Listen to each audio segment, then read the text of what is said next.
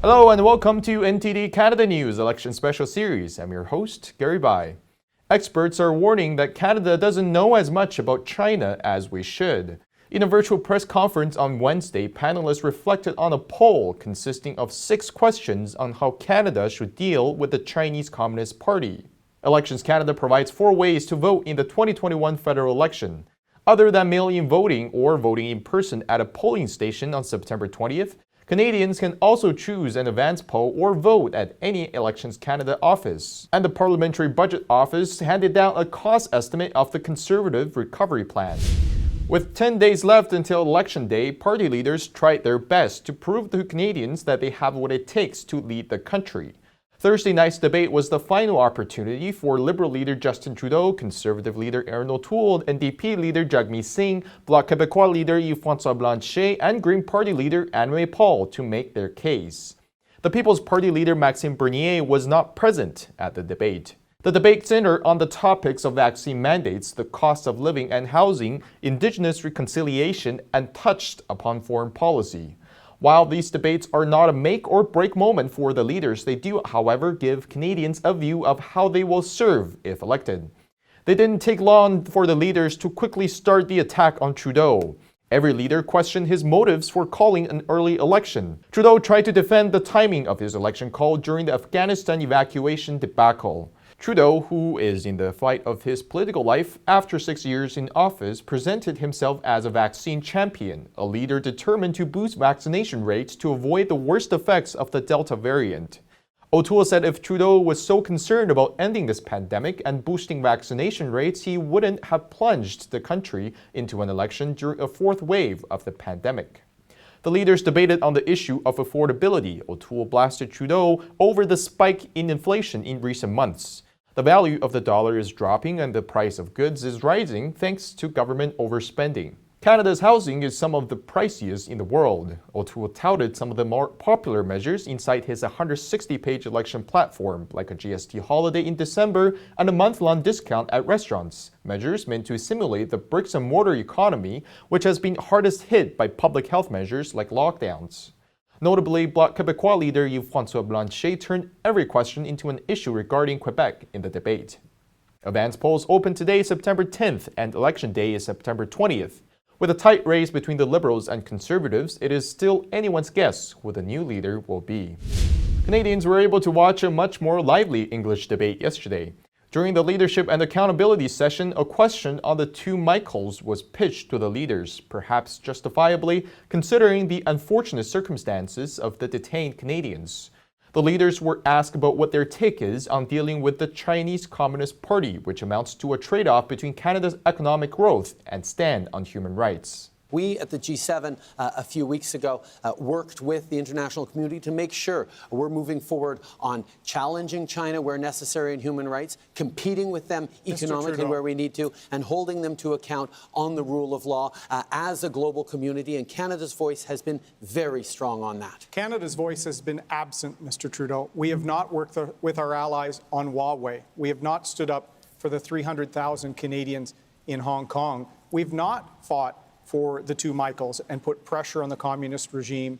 We have not stood up for human rights. Sir, you did not show up for a vote declaring a genocide towards the Uyghur people. You didn't show up. Throwing tomatoes might not be the solution, but I would submit humbly that doing nothing might not be the solution either. It means standing up. It means standing up for the Uyghur in China. It means standing up to defend people around the world. The party leaders also debated on their approach to curb inflation. Bills are going up. There's a housing crisis, as we talked about, and he's making it worse with, as I said, almost $500 million of borrowing per day. There's real risks on the horizon. So we have a plan to get people work, get their bills down, give them a break. You will see those people living in inadequate housing. You will see people paying more than half of their income just for things like childcare. And, you know, there's this expression in my culture where you talk about soon come.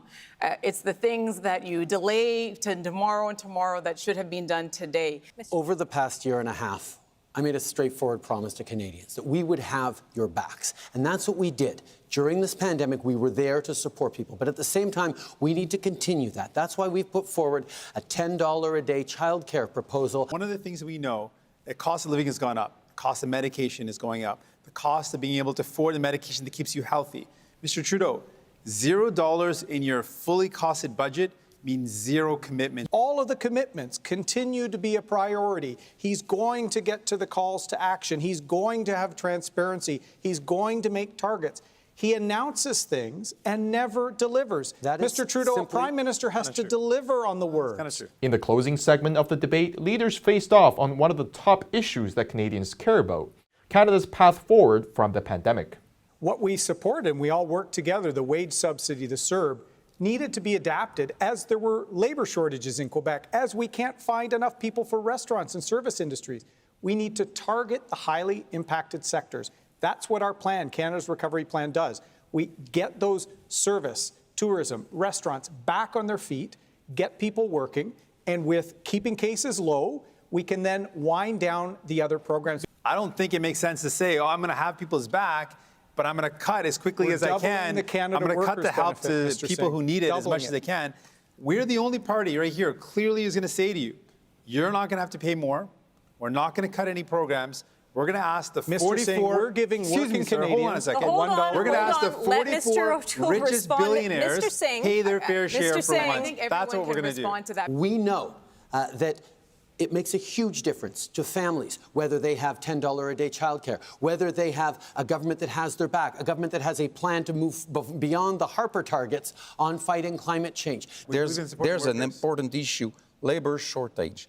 They are promising jobs. They should be promising workers. Yes. We need people to work, and that raises the question of productivity. This is the most important issue, and some programs should be turned toward that issue. Charles Burton, Senior Fellow at the Macdonald-Laurier Institute and former counselor at the Canadian Embassy to China, said it's really regrettable that Canada's federal election does not have more focus on issues of foreign policy, including in the official leaders' debates. Dr. Burton was a part of a virtual press conference held on Wednesday.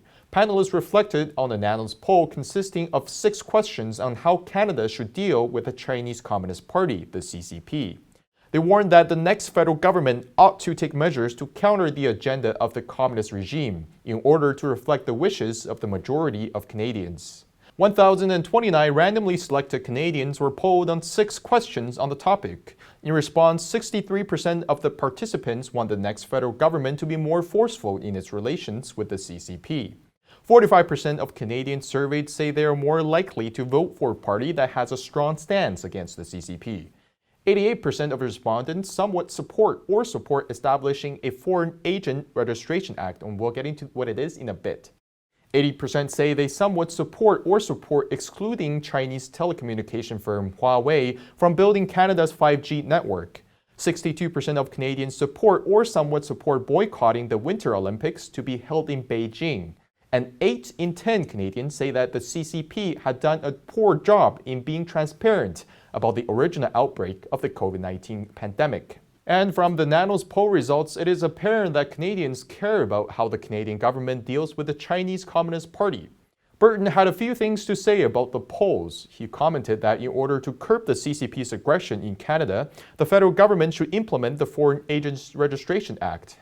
Ex-politicians and ex-civil servants who are serving on Chinese boards or law firms associated with Chinese large state firms or, on other associations which receive funding from the People's Republic of China. This is, the work of the very extensive operations of the Chinese Communist Party's United Front Work Department. In addition to attempting to influence and control persons of Chinese origin in Canada or Canadians of Tibetan and Uyghur origin, or the students in Canada under the Chinese Students and Scholars Association, the United Front Work Department also has a mandate to try and engage with people who have influence in the Canadian policy process, who would be amenable to benefits from China. According to Burton, these former Canadian policymakers who receive benefits from the CCP are precisely the reason that the Foreign Agent Registration Act is needed. He gave an example of how the Trudeau government ignored advice from Canada's security services in 2015 and gave way to the CCP's acquisition of military technology companies in Canada. In 2015, at the recommendation of Canada's security services in July 2015, the Harper government disallowed the acquisition by this Chinese state-associated Hong Kong firm of the Canadian firm with the technology which could be used to promote China's weapons program. But in November 2015, the Trudeau cabinet decided to revisit the decision and approved the acquisition of this technology by the Chinese state. The question really is, why is it that the Trudeau cabinet decided to revisit a previous decision of the previous government at the recommendation of security agencies? And I would suggest that this is really about, the influence of people in the policy process who are receiving benefits from the Chinese state. There really is no other explanation. Another panelist on the call, Gloria Fung, president of Canada-Hong Kong Link, rated the four-party stance against the CCP. She said the Conservative Party platform offers the most comprehensive discussion on foreign policy and national security issues related to defending Canada against CCP interference. The Liberal platform has a brief description on combating authoritarianism and foreign interference, while there hasn't been any CCP-related policy announcements from the People's Party of Canada, the Bloc Québécois, or the Green Party. Fon said the lack of emphasis placed on the issue reflects that a lot of our federal parties are still inexperienced and lacking knowledge in understanding the true nature of the Chinese Communist Party. Elections Canada provides 4 ways to vote in the 2021 federal election. Other than mail-in voting or voting in person at a polling station on September 20th, Canadians can also choose advance polling that starts today or vote at any Elections Canada office. The advance poll process is almost the same as regular voting in person at a polling station. The only difference is the date. For the advance poll, you can go to your assigned polling station anytime from 9 a.m. to 9 p.m. between September 10th and 13th. It is worth noting that September 11th and 12th are weekends. For those who cannot spare time Monday to Friday, you can come to vote on these 2 days. For those voters who prefer to avoid polling stations, you can also vote at any Elections Canada office any day up to September 14th by 6 p.m. The offices are open 7 days a week. All the weekends have shorter hours, that is 9 a.m. to 6 p.m. on Saturday and noon to 4 p.m. on Sunday. According to Elections Canada website, you will be given a ballot and then guided through the process. You can search the nearest Elections Canada's office online or call Election Canada's hotline at 1-800-463-6868 for locations. The Conservative Party released the cost estimate by the Parliamentary Budget Officer for its 2021 election platform right before the second French debate. The plan aims to reduce the deficit by 85% from $168 billion this year to under $25 billion by 2025 to 26. According to the plan, Conservatives promise to add $30 billion to this fiscal year's projected budget deficit of $138.2 billion. The deficit would then be reduced year by year. The Tories' economic recovery plan listed several ways to boost Canada's economic performance. A $5 billion investment in the Canadian Advanced Research Agency would increase GDP by 0.6% to 1.6% over the next 5 years, based on PBO projections. The $7.6 billion Canada Jobs Surge Plan will produce up to an estimated 180,000 jobs, and the $5.6 billion annual investment in Canada Workers' Benefit will also increase employment by 0.5%, or roughly 95,000 jobs. The Tories also aim to increase business investment by 2% over 4 years through the $13.8 billion invested in the Canada Investment Accelerator. Regulatory reform and reducing interprovincial trade barriers would increase Canada's GDP by 1% over the next 5 years. The plan eliminates some Liberal programs, including the $2 billion in the 2021 federal budget for natural climate solutions over 5 years. This would be reallocated to the Conservatives' $1.5 billion project. The Tories intend to cancel Trudeau's universal childcare plan, freeing up to $26 billion. This would be used to fund the conservative refundable tax credit, covering up to 75% of the cost of the childcare for lower-income families. With that said, thank you for watching NTD Canada News. If you like this video, please give us a like and share. It will help more people see our channel. We'll be back with more comprehensive election coverage, and we'll see you next time.